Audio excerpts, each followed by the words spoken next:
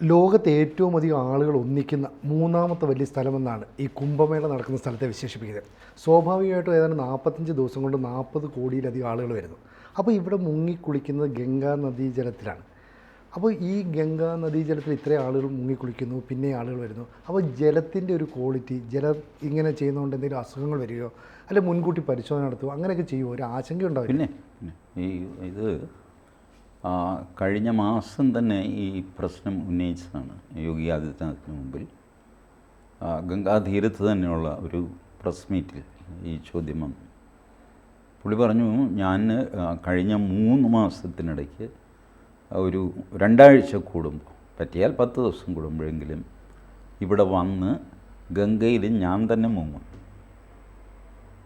എന്നിട്ട് ഞാൻ തന്നെ ആ വെള്ളം കുടിക്കും.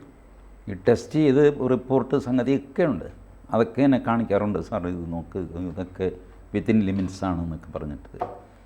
അത് ഇരിക്കുമ്പോൾ പോലും ഞാൻ സ്വയം ഒന്ന് മുങ്ങും, ഞാൻ തന്നെ കുടിക്കും.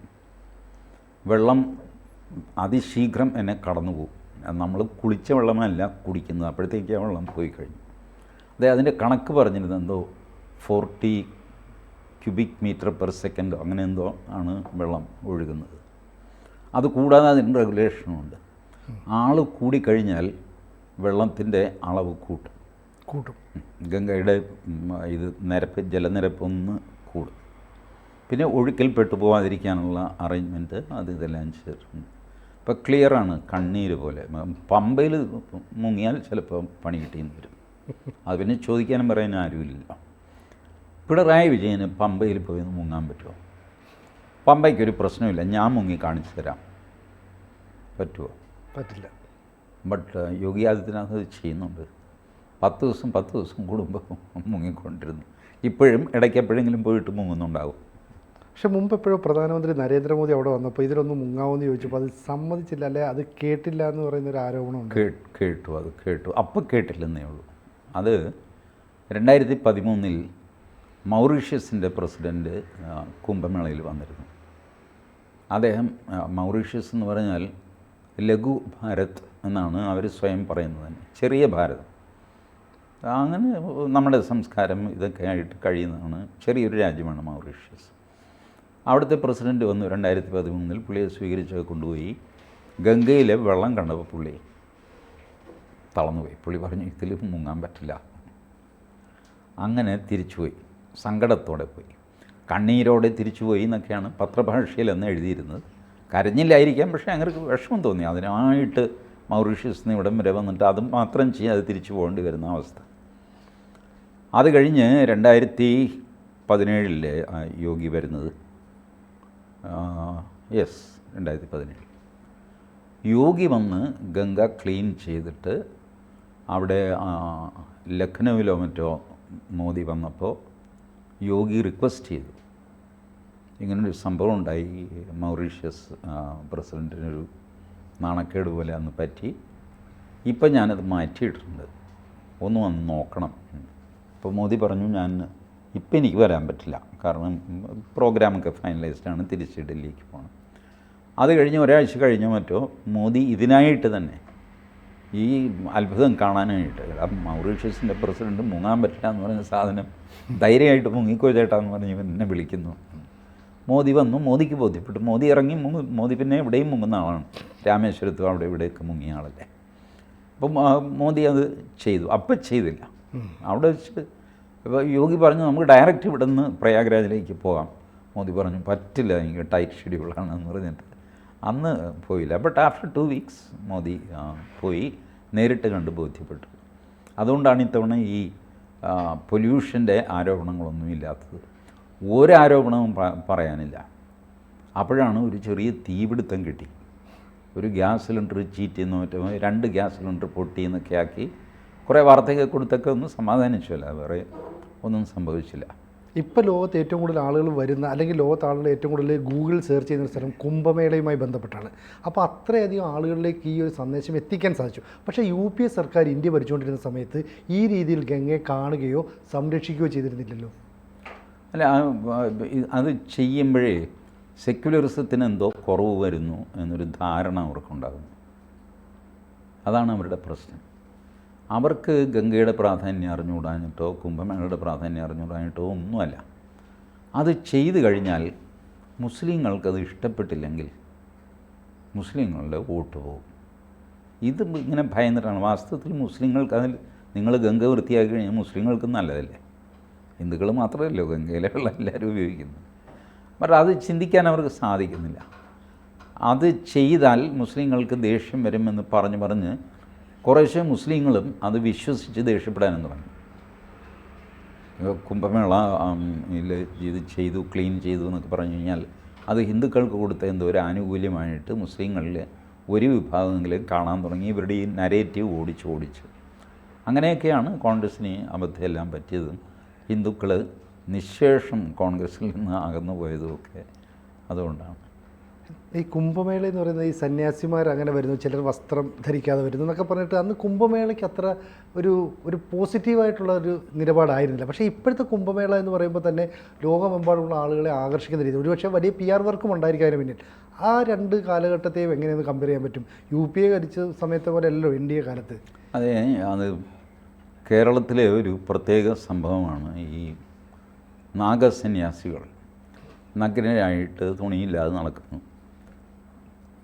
ഇത് ആൾക്കാർ കോട്ട് ചെയ്യുന്നത് എപ്പോഴാണെന്നറിയാമോ? ഈ പറയുന്ന ആൾക്ക് തുണിയില്ലാതെ നടക്കണം, അതിനൊരു ന്യായം വേണം. അപ്പോൾ നാഗസന്യാസിയെ കൂട്ടുപിടിക്കും. ബാക്കി നാഗസന്യാസി എന്ത് പറഞ്ഞു, വേറെ എന്തൊക്കെ ചെയ്യുന്നുണ്ട്, ഇതൊന്നും അയാൾക്ക് നോട്ടയില്ല. തുണിയില്ലാതെ നടക്കുന്നു എന്നുള്ള ഒറ്റ പോയിൻ്റ് ഇയാൾക്ക് ആവശ്യമാണ്. കാരണം ഇവിടെ അലൻസിയർ തുണി അഴിച്ചിരിക്കുന്നു, അതിനൊരു ന്യായം വേണ്ടേ? അപ്പം നാഗസന്യാസിയെ കൂട്ടുപിടിക്കും കുംഭമേളയിൽ. നാഗസന്യാസിമാർ നഗ്നരാണെന്ന് പറഞ്ഞാൽ അവർ വസ്ത്രം ഉടുത്തിട്ടില്ല എന്നേ അർത്ഥമുള്ളൂ. അവർ പൂക്കളാണ് ഉടുക്കുന്നത്. You cannot see anything. നാഗസന്യാസി അവർ നടന്നു പോകുന്നതൊക്കെ TV തന്നെ കാണാനില്ല. നിങ്ങളീ പറയുന്ന ഒന്നും കാണാൻ സാധിക്കില്ല. അവിടെയൊക്കെ അവരിങ്ങനെ വളരെ ക്ലോസ് ആയിട്ട് മാലകൾ കോർത്തങ്ങിട്ടിരിക്കുകയാണ്. What will you do? ജൈന സന്യാസിമാരുണ്ട്, ദിഗംബർ ജൈൻ, തുണിയില്ലാത്തവരാണ്. But you cannot see. അവർ ഈ പറഞ്ഞ പോലെ മാല കൊണ്ട് ഒന്നും മറയ്ക്കുന്നില്ല. ഒരു വസ്ത്രവും ദേഹത്തില്ലാതെ ആ മനുഷ്യൻ നടന്നു പോകും. പക്ഷെ നിങ്ങൾക്ക് അദ്ദേഹത്തിൻ്റെ ഒരവയവവും കാണാൻ സാധ്യമല്ല. കാരണം വസ്ത്രമുടുത്ത ശിഷ്യന്മാരുണ്ട്. അവർ മുമ്പിലും പുറകിലും ഒക്കെ ആയിട്ട് they will position themselves in such a way that you will not see the nakedness of that Jaina സന്യാസി. അങ്ങനെയാണ് അവരത് മാനേജ് ചെയ്യുന്നത്. ജൈന സന്യാസിക്ക് അത് അദ്ദേഹത്തെ നേക്കഡായിട്ട് കണ്ടു എന്ന് വിചാരിച്ചാൽ അങ്ങനെ വിഷമമൊന്നുമില്ല. അങ്ങനെ ചെയ്യാറുമുണ്ട്. പലപ്പോഴും സദസ്സിൽ ഇരുന്നാണ് അവർ പ്രസംഗിക്കുന്നത്. ഇടയ്ക്കൊക്കെ എണീറ്റ് നിൽക്കാറും ഒക്കെ ഉണ്ട്. അവർക്ക് ആ ഫീലിംഗ് ഇല്ല. ഇത് നമ്മൾ ചെയ്ത് കഴിയുമ്പോൾ, ഞാൻ ഈ ജൈന സന്യാസിയെ മുഴുവൻ ചീത്ത പറയുകയും എൻ്റെ ആവശ്യത്തിന് എനിക്ക് തുണി അഴിച്ച് തലയിൽ കെട്ടിയിട്ട് എറണാകുളത്തൂടെ നടക്കണം. അപ്പോൾ ഇതെന്ത് ഭ്രാന്താണെന്ന് ചോദിക്കും. ജൈന സന്യാസി നടന്നില്ല എന്ന് ചോദിച്ച് ന്യായം പറയുക.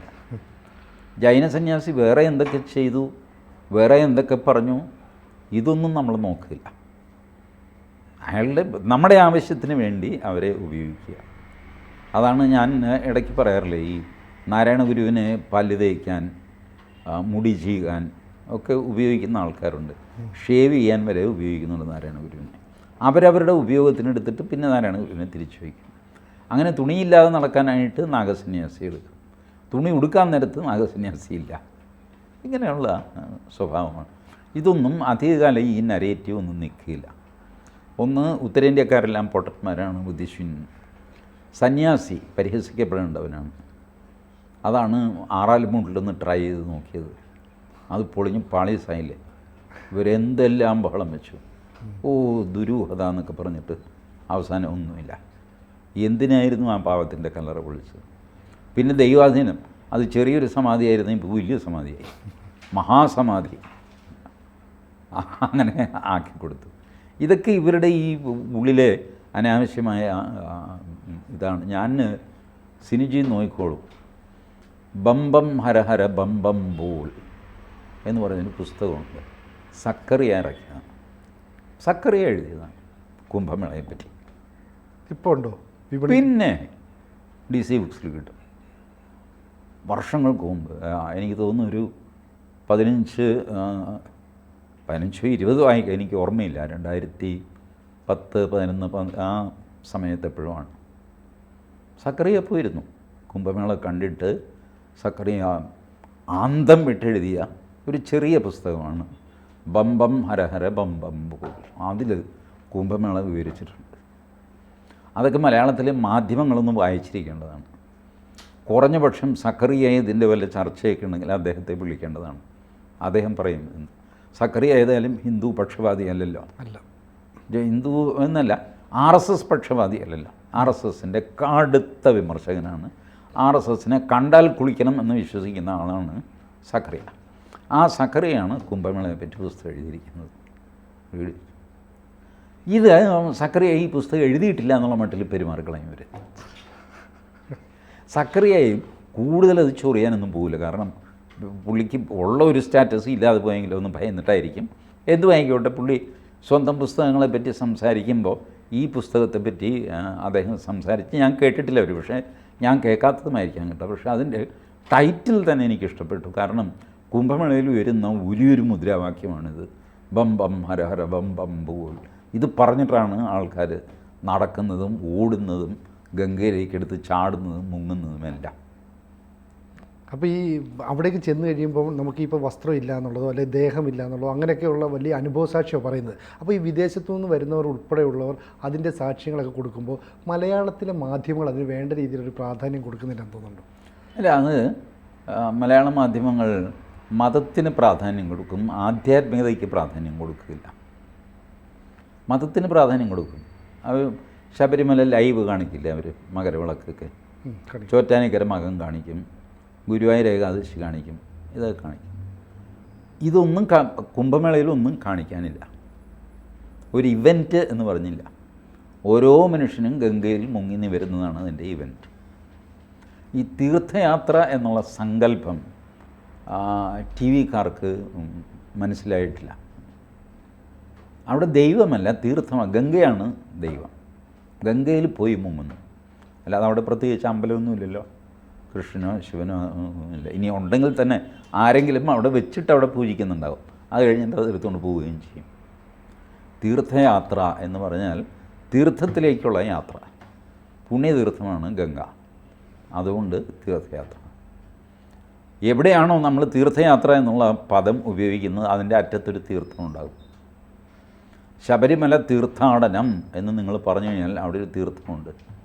ശബരി തീർത്ഥം, അല്ലെങ്കിൽ എന്താ ഇപ്പോൾ ശബരിമല കഴിഞ്ഞൊരു ചെറിയ വെള്ളച്ചാട്ടം ഉണ്ടല്ലോ, ഞാനതിൻ്റെ പേര് മറന്നുപോയി ഇപ്പോൾ.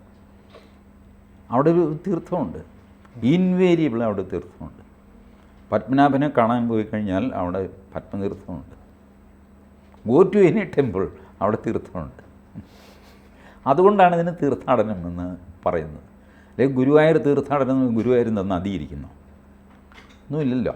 പക്ഷേ ഗുരുവായൂർ വലിയൊരു കുളമുണ്ട്, അമ്പലക്കുളം, തീർത്ഥാടനം. അപ്പോൾ അങ്ങനെ ദൈവത്തെ മാറ്റി നിർത്തിയിട്ട് തീർത്ഥത്തിലേക്ക് യാത്ര ചെയ്യുന്നതാണ് തീർത്ഥയാത്ര. തീർത്ഥയാത്ര എന്നാണ് പറയുന്നത്. അവിടെ ഈശ്വരൻ, ദൈവം ഈ വാക്കുകളൊന്നും ഉപയോഗിക്കുന്നില്ല. തീർത്ഥം, പഞ്ചഭൂതങ്ങളിലൊന്നായ ജലത്തിലേക്കുള്ള ഗമനം. രാമൻ മരിച്ചതും അങ്ങനെയാണ്. ചുമ്മാ വെള്ളത്തിലിറങ്ങിയെന്ന് അപ്രത്യക്ഷനായി, ജലസമാധി. ഇന്നത്തെ കാലത്തായിരുന്നു രാമനെ തപ്പിപ്പിടിച്ച് പോസ്റ്റ്മോർട്ടം ചെയ്യണമെന്ന് പറഞ്ഞു. ഭാഗ്യം കാലം അന്നത്തെ ആയതുകൊണ്ട് ആ മനുഷ്യൻ രക്ഷപ്പെട്ടു. എന്തായാലും ഈ കുംഭമേളയിലെ ഗംഗാജലത്തിന് അല്ലെങ്കിൽ ഈ തീർത്ഥത്തിന് ഒരു കുഴപ്പമില്ല അല്ലേ? ധൈര്യമായിട്ട് ഒരു കുഴപ്പമില്ല. അന്ന് യോഗി ആദിത്യനാഥ് മുങ്ങുന്നുണ്ടെന്ന് ഇടയ്ക്കിടയ്ക്ക്.